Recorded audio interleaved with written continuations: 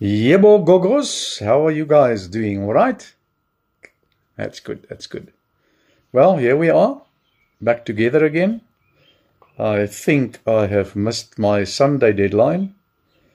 But anyway, I'm going to carry on with our questions and answers that is based on Laat My Lammers Wy, chapters 1, 2, 3, and 4. So it's all about creation up to the Tower of Babel, where, remember what happened there? God confused people's languages by putting it's amazing if you think about it, that the next morning people woke up and he spoke a language, not realizing that it's a different language from what he spoke yesterday. But it was built into him like in a microchip, you know. I mean, you put the video on the stick, the memory stick, and you push it into the computer and it plays the video that is in there. So you take the memory stick back to the computer, you put another video on, and there's another video on the same memory stick. So these guys woke up the next morning and they didn't speak the language they spoke yesterday. So all of them spoke a different language from what they spoke yesterday. Yesterday, for instance, they all spoke English. The next morning they woke up, one spoke Afrikaans, one spoke Zulu, one spoke German and Italian, and they got together and they could not understand each other. That must have been seriously confusing. That was God's purpose, to confuse them, their language, so that they say, but we can't live together. I mean, I don't understand them. And this one went that direction, that one that direction. So God made sure that the people did not breed together, so to speak, to become strong in their own eyes. But they realized that they are nobodies, that they are alone, and the only ones speaking a language, and off they went into the world. So it's just interesting for me to think about how people will react if tomorrow morning we speak a different language. But anyway, so it's all about up to the Tower of Babel. So now, today we speak about Noah, or the questions are about Noah. It's asks us, what is the sign of the covenant with Noah? Remember, Noah built the ark, put all the animals in the ark. They got into the ark, Noah with his family, 3 sons and their families, and God locked the door behind them, and they went into the ark. It started raining. The ark floated around for 40 days, or at least for 40 days and 40 nights. It rained, and then it took many, many, many weeks still after that, until the water was, the level was down sufficiently so that the ark would, park somewhere on a mountaintop. So, okay, that's Noah. And then God said he will never ever destroy the world again with water, and he gave them a sign. What is that sign? In Genesis 9, verse 12 to 17, it reads, Pakkie, kom hier so. Kom, klim op, kom, sit by my, kom. Pakkie, kom sit by my, kom. He's hearing something outside. This portion of scripture reads like as follows, and God said, this is the sign of the covenant I am making between me and you and every living creature with you, a covenant for all generations to come, us included. I have set my rainbow in the clouds, and it will be the sign of the covenant between me and the earth. Whenever I bring clouds over the earth and the rainbow appears in the clouds, I will remember my covenant between me and you and all living creatures of every kind. Never again will the waters become a flood to destroy all life.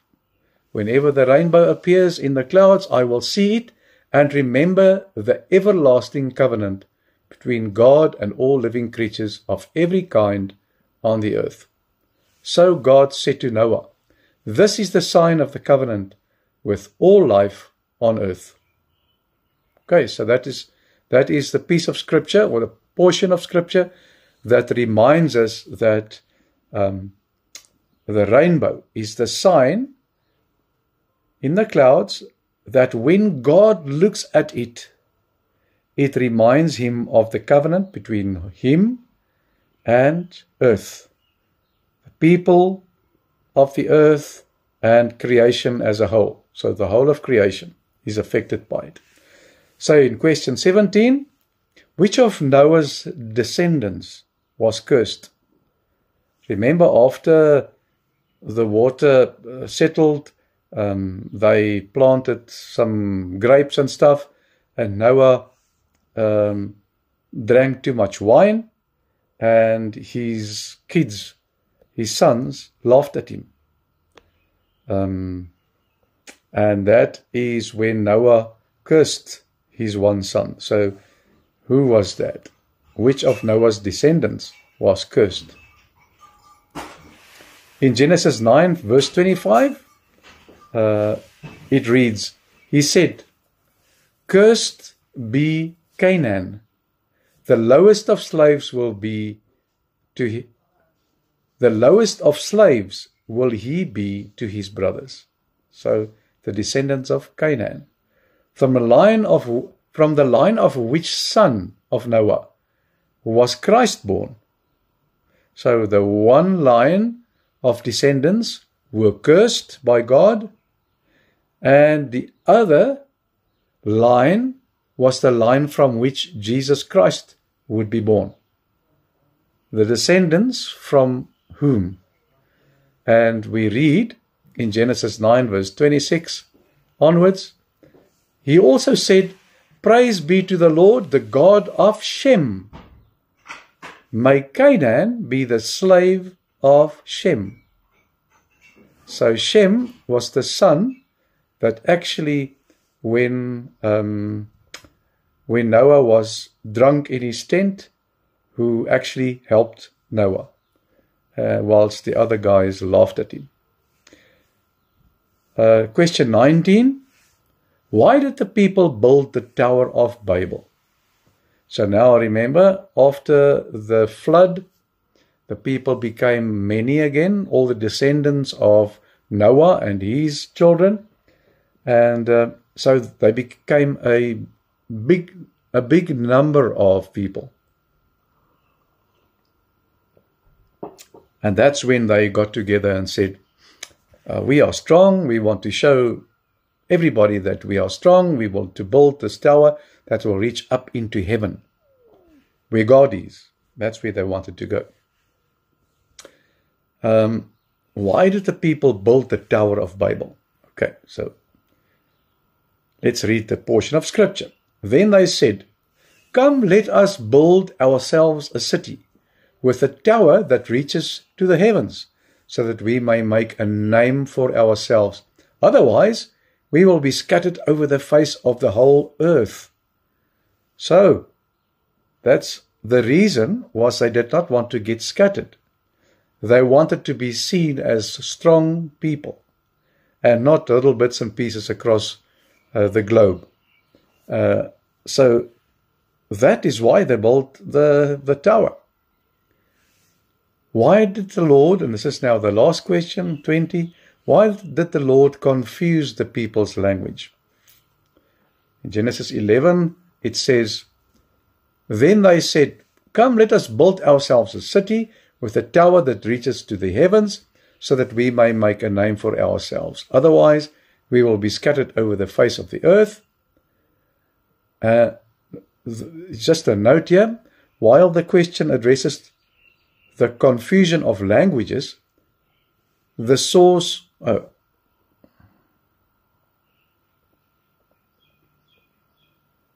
Okay, let me just do this again.